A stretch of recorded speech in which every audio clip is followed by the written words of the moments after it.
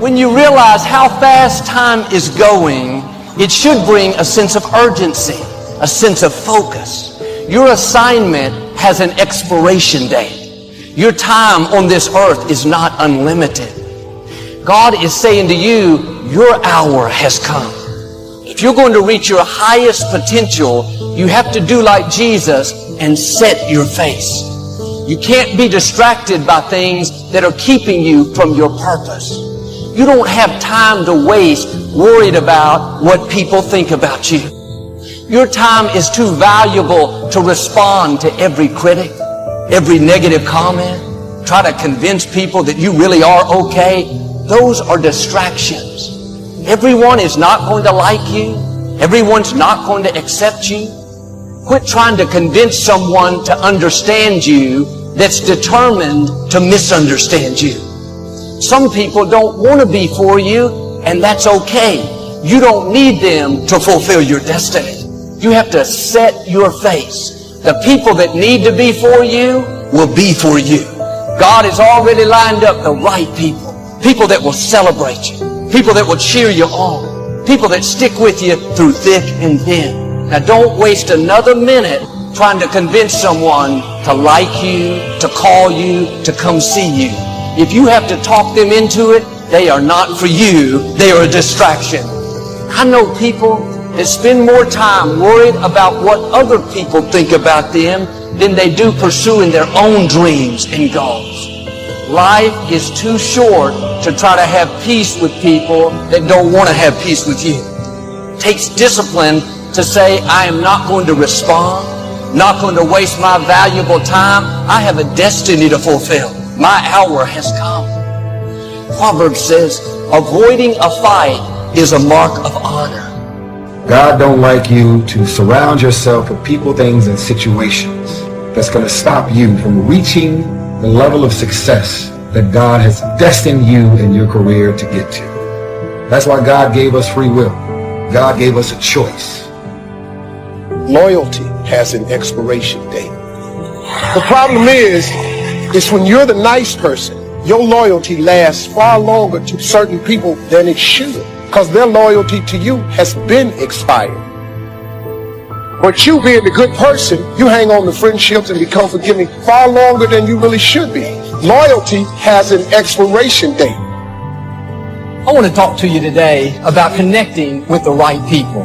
Your destiny is too big to get there on your own. God has already arranged certain people to speak faith into you. He's placed in your path people to inspire you, to help you grow and accomplish your dreams. But the reason some people never reach their highest potential is because they never get away from the wrong people. Which means that if God has destined your life to get from here to where it's destined to be, you're carrying dead weight. Your boat is either going to sink, or God has destined your life and your career to get to the ultimate blessing and the goals and where you're supposed to be. Because you got all this dead weight, you're operating over your capacity. It's going to take you that much longer to get there. You've got to connect with people that understand your destiny. People that appreciate your uniqueness. People that can call forth your seeds of greatness. Not people that are always pushing you down, telling you what you can't become, never giving you their approval, no matter how good you do. Life is too short to drag people along. If you will get the wrong people out of your life, then God will bring the right people into your life. Don't be confused. Don't search for reasons. It's the universe. Don't come up with abstract ideas as to why your life is where it is. Bad company corrupts good character. And if your character is corrupted, it doesn't matter how talented you are. When push comes to shove, you will not last and you will not fulfill the mission God has for your life. And the best way to get good character is to remove bad company. Somebody say, check your circle.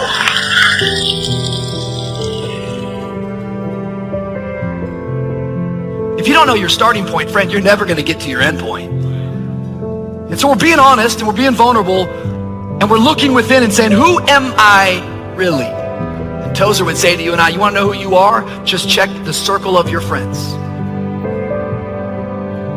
Where God has destined your life and your career to be and go, cannot get there with all of the people that you showed up with, because your boat is at its capacity. If the boat is at 1,500, and because you're loyal, you have your boat now at 4,000 pounds in capacity. You are now on a boat that has blessings and opportunities, but it's overweight. It's past its capacity. Some of you, the only thing that's holding you back is your inner circle. The people that are closest to you, they're with you, but they're not really for you. You're constantly having to persuade them that you're okay and convince them to get on board. You're spending all your time and energy on someone that doesn't understand your destiny. It don't matter what your mama think. It don't matter what your coworkers think. It don't matter what your siblings think. It don't matter what your children think. It don't matter. They have nothing to do with it. This decision is yours and yours alone. Let me tell you something. You get to decide if I'm going to be rich, poor, mediocre, happy, sad. You have a decision to make. As you grow up and get older, you start realizing what actually makes sense for your life and what don't make sense for your life. Because I grew up with my brothers and sisters doesn't mean that we're actually going to walk in the same path. Because I have my friends that I grew up with doesn't mean that we're going to move and walk and have our lives, family, mind state, career choice, the way we think, the way we move, moving in the same direction. You should understand this, that it was always going to be your family and your friends that would be the first ones to try and talk you out of your vision and your big idea. That's why you're supposed to live your life. Focus on your intentions and do your thing. If I had paid attention to what people thought I was going to do with my life and what my career path would be, I would not be Tyrese Gibson. Character is self-imposed discipline for the sake of moral convictions. Self-imposed discipline. That means a person of character doesn't need the police. They police themselves. A person of character locks themselves up in the prison of their own convictions and they throw away the key. Some of y'all are loyal. Have this power struggle with this concept called loyalty. You're so loyal. You're watching your career and your life and your surroundings crash and burn because you're being loyal to those friends. They're insecure and threatened by you, and anything that you do and any move that you make, they are angry and mad and jealous and envious about anything that you have going. You hold on to things that don't make sense for the new season of your life, but because you actually know it, because you're comfortable with it, you hold on to dead weight. People are in your life for a reason. Other people are there for a season. But it's important to recognize when people's seasons are over. Now, keeping in mind our idea that a courageous person is not someone who never feels fear, but who fears the right thing at the right time in the right way. What really scares people about these situations is the sense that they're going to be helpless, that all their trust was placed in somebody or something, and now they've been let down and they can't do anything. They're helpless. Take your place, make your mark, and live your life. God didn't bring you in this world to wake up and die one day and just be another person that lived and died and didn't do anything significant in this world. You're still alive, so therefore God is not done with you. Discipline is the root of all good qualities, but you have to absolutely apply it to things outside of just waking up early. It's everything. It's working out, making yourself stronger and faster and more flexible and healthier. It's about disciplining your emotions so you can make good decisions. It's about having the discipline to control your ego so your ego doesn't get out of hand and control you. Character is sacrifice for principles. So character means you are willing to sacrifice friendship to protect your principles. You are willing to lose your best friend in order to keep your principles. The first challenge is for us to find ourselves. And we find ourselves when we discover our purpose. Find that purpose. It's what makes you solid. It's what makes you secure. It's your mooring. It keeps you just exactly where you need to be so that you can accomplish what you want to accomplish. And so I think that now more than ever, we must begin to look at what are the things that we can do that will enable us to do some things and use some powers that we have, that many of us go through life never ever discovering that we have those things going for us. And part of that, I believe, is knowing what it is your life worth. What is it that gives your life a sense of meaning and purpose? A truly confident person's belief in himself is strong enough so that he's able to believe in others.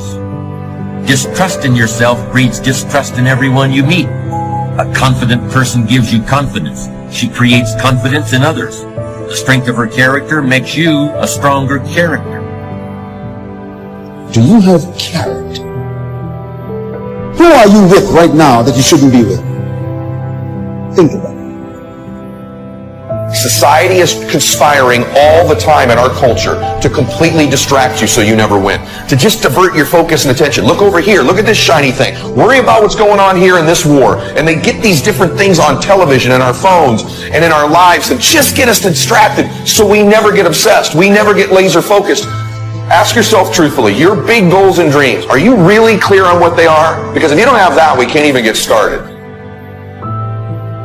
Other people will often see how God shaped you before you do.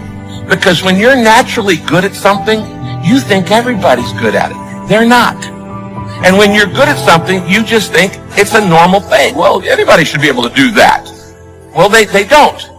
And so other people will actually have to point it out in you. Integrity is the foundation that a successful life is built on. You can have talent, determination, but without integrity, you won't reach your highest potential. A person of integrity does the right thing when no one is watching. They give it their best whether anyone is there or not. When the temptations outweigh the benefits, that's all it takes for some very unfortunate things to start happening. In my opinion, and I think there are very few exceptions to this, a bad person is simply somebody who doesn't have enough reasons to be good. Fear kills hope. Fear put people in the hospital. Fear can aid you, can hold you back from doing something that you know within yourself that you're capable of doing, but it will paralyze you. And I ask you a question, what is the benefit of giving up on yourself, of not stepping out on life and taking life on? What is the benefit for you? What's the plus in that? And so ask yourself what you're willing to risk. What's the price you're willing to pay? Because what most people do when they're trying to chase their dream or their big outcome, the whole time they're negotiating the price in their head. Should I continue to do it? Is it worth it? I don't know if I can continue anymore. It's getting higher, and that price is failure. And what happens is, if you don't negotiate that price in advance, it's going to steal your focus and energy and become another distraction. When you find your spiritual gift, all of a sudden it'll give you an energy that when you're in the area of your weaknesses, you get tired, don't you? But when you're in the area of your strengths, you're energized. Well, Joel, I've always been kind of negative, critical, condescending. That's just who I am. No, that's who you're choosing to be. That's not who you are. Try being kind, friendly, good-natured. You'll not only enjoy life more, but you'll go further. Decide to develop the habit right now, the habit of focusing on what's right in your world instead of what's wrong. The habit of focusing on what you do have instead of what you don't have in a situation. Because those habits form the chain of your ultimate character, of who you become and how you end up living your life. We've got to condition ourselves, because if we don't, we'll go back to the automatic state that most people live in today's society. Wisdom is a unique commodity, if indeed it can even be called a commodity. Unlike the other things people hunger for, wisdom is very hard to visualize. Books aren't wisdom. They're just pieces of paper bound together.